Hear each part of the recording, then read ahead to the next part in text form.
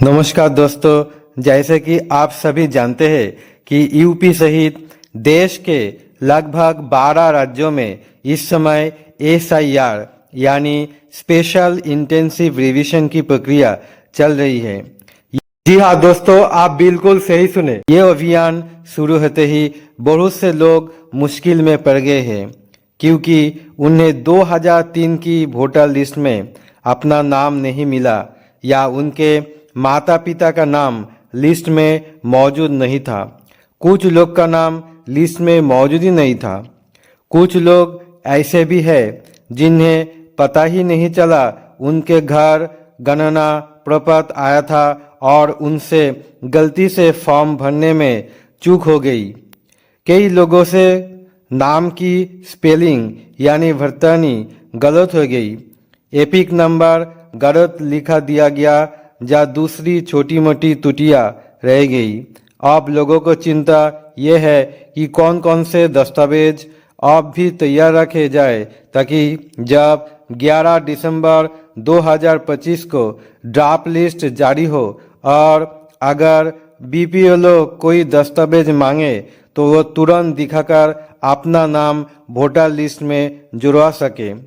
बहुत से लोग डर में पड़ गए कि एसआईआर के नाम पर नागरिकता साबित करने के लिए दस्तावेज मांगे जा रहे हैं, जबकि चुनाव आयोग पहले से साफ कर चुका है कि एसआईआर केवल मतदाता सूची शुद्धिकरण है, नागरिकता जांच नहीं।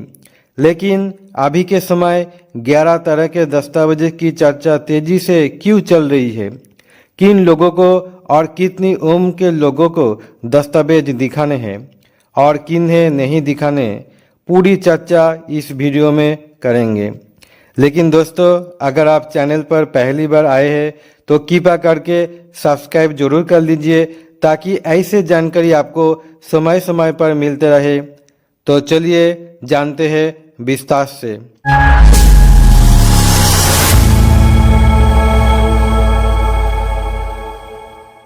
दोस्तों, सबसे पहले समझ लीजिए कि आखिर एसआईआर क्या होता है।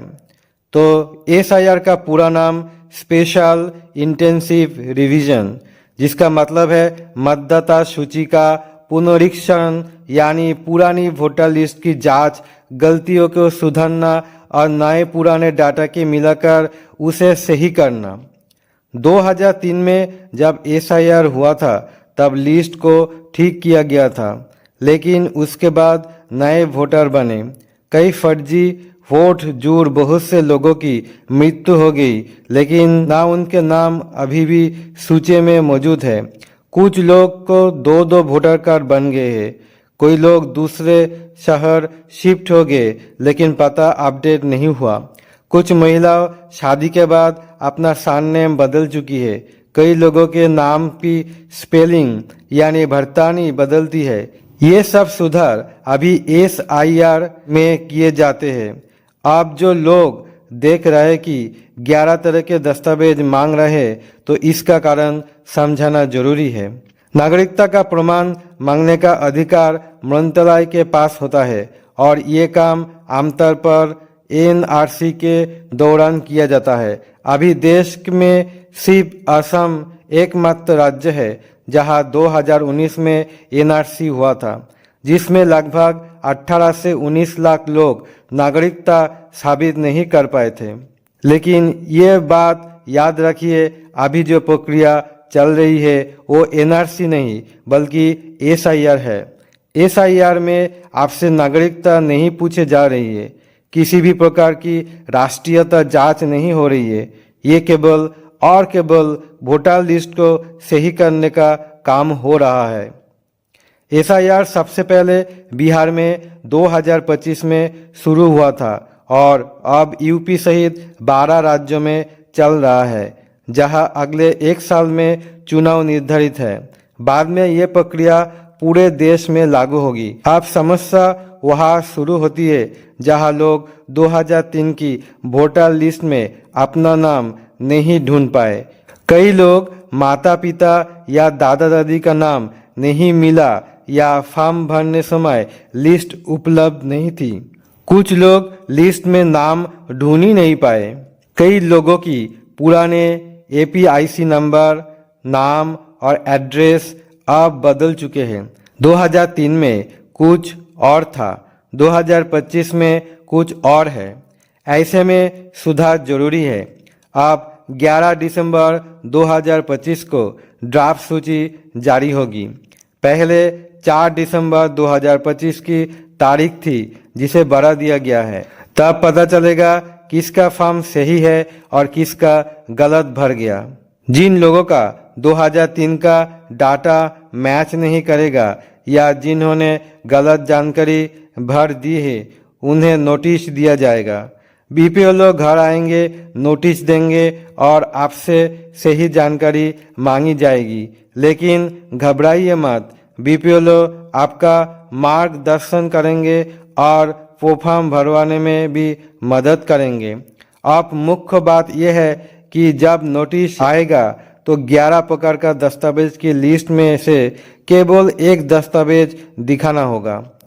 लेकिन ये केवल उन लोगों पर लागू होता है कि जिनकी उम्र 40 वर्ष से उससे अधिक है, क्योंकि अगर आपकी उम्र 40 प्लस है तो इसका मतलब आपका जन्म 1987 से पहले हुआ है और जिनका जन्म 1987 से पहले हुआ है वो अपनी उम्र साबित करने के लिए सिर्फ एक दस्तावेज दिखाकर काम चला सकते हैं। चाहे आपकी उम्र 40 हो, 41 हो, 55 हो, 60 हो या उससे ऊपर, सिर्फ एक वैध दस्तावेज काफ़ी होगा। इसलिए अभी से उचित यही रहेगा कि आप अपने जरूरी दस्तावेज पहले से खोज कर रख ले या ज़रूरत है तो नए बना ले, ताकि जब ड्राफ्ट लिस्ट आए और बीपीओ लोग घर पर आए तो आप बिना किसी समस्या के अपना दस्तावेज तुरंत दिखा सकें। आप चलिए दोस्तों बात करते हैं उन दस्तावेज की जिन्हें इस प्रक्रिया मान्य माना जाएगा और जिन्हें आपका समय रहते तैयार रखना चाहिए। सबसे पहले आपके पास जो आधार कार्ड है, अगर उसमें किसी भी तरह की गलती है, चाहे नाम की स्पेलिंग यानी भटतानी गलती हो, जन्म तिथि गलत दर्ज हो, पता अपडेट ना हो या मोबाइल नंबर लिंक ना हो, तो सबसे पहले आधार कार्ड को बिल्कुल सही करवा लीजिए। सही दस्तावेज में जो जानकारी चल रही है वही जानकारी आधार में भी एकदम सटीक होनी चाहिए। लेकिन याद रहे, केवल आधार कार्ड काफ़ी नहीं है, आधार के साथ आपको एक और दस्तावेज दिखाना पड़ेगा। अब वो कौन कौन से हो सकता है? अगर आपके पास पुराना वोटर कार्ड मौजूद है तो वो सबसे पहले काम आएगा। भले ही 2003 की लिस्ट में आपका नाम ना मिला है, लेकिन अगर आपके पास उस समय का वोटर कार्ड मौजूद है तो वो एक मजबूत प्रमाण माना जाएगा। दूसरे नंबर पर आता है पासपोर्ट। चाहे आपका पासपोर्ट पुराना है या नया बनवा लिया हो, दोनों ही इस प्रक्रिया में मान्य हैं। तीसरी कैटेगरी में आते हैं भूमि संबंधी कागजात, जैसे आपकी जमीन का रजिस्ट्रेशन, सरकारी पट्टा, मकान आवेदन का दस्तावेज या कोई अन्य प्रॉपर्टी रिकॉर्ड। ये सभी ये साबित करते हैं कि आप उस समय उस क्षेत्रों में निवास करते थे। अगर आपके पास पुराना राशन कार्ड मौजूद है तो वो भी आपके लिए बहुत सहायक रहेगा। पुराने राशन कार्ड में आपका नाम और पता दर्ज होता है, जो ये दिखाता है कि आप उस समय वहाँ रहते थे।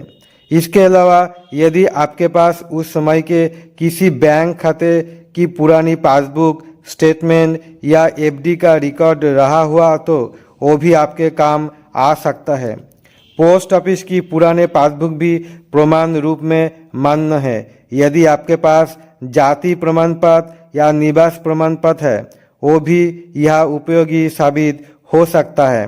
इसके अलावा अगर किसी ने सरकारी नौकरी की है या कर रहा है तो उस समय की वेतन पर्ची, नियुक्ति पत्र या कोई आधिकारिक दस्तावेज भी आपकी पहचान सिद्ध करने में मदद कर सकता है। पेंशन पाने वालों के लिए बैंक से निकाली गई पेंशन स्लिप भी एक वैध दस्तावेज है। अब हर किसी के पास ये सभी दस्तावेज नहीं होते। लेकिन अच्छी बात यह है कि कोई ऐसे प्रमाण है जिन्हें आप चाहो तो अभी बनवा सकते हो। पासपोर्ट हर नागरिक बनवा सकते हैं और ये काफ़ी मजबूत दस्तावेज माना जाता है।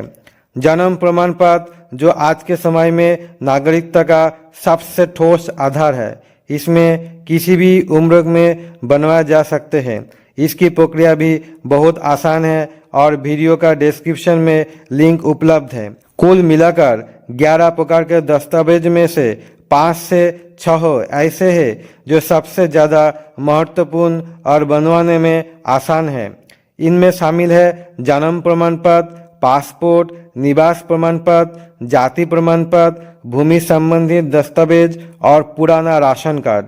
अगर ये नहीं है तो पढ़ाई संबंधित पुराने रिकॉर्ड भी मान्य होते हैं, जैसे हाई स्कूल की मार्कशीट, टीसी या फिर 5वीं और 8वीं की टीसी भी मान्य प्रमाण मानी जाती है।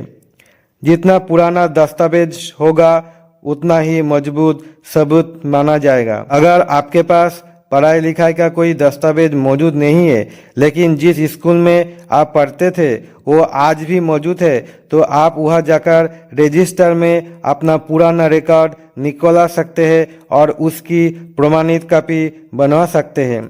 इसके साथ साथ परिवार रजिस्टर की नकल भी एक मान्य दस्तावेज है। उसमें आपका नाम स्पष्ट रूप में दर्ज है, इसलिए बेहतर होगा कि आप पहले से ही इन दस्तावेजों के तैयार कर लीजिए, क्योंकि जैसे कि चुनाव आयोग ने साफ किया है, यदि 2003 की वोटर लिस्ट में आपका नाम नहीं मिला तो ऐसे मतदाताओं को नोटिस दिया जाएगा और नोटिस मिलने पर आपको 11 प्रकार दस्तावेज में से कोई एक पेश करना होगा। उम्मीद है कि इस पूरी जानकारी से अब आपकी ये समझ आ गया होगा कि कौन कौन से दस्तावेज आपके लिए आवश्यक है और समय रहते इन्हें बनवाना क्यों जरूरी है। अगर वीडियो पसंद आए तो इसे लाइक करें और केबीजी के इन्फो चैनल को सब्सक्राइब करना बिल्कुल मत भूलिए। हम मिलते हैं अगले नई जानकारी के साथ। आज के लिए बस इतना ही है। धन्यवाद।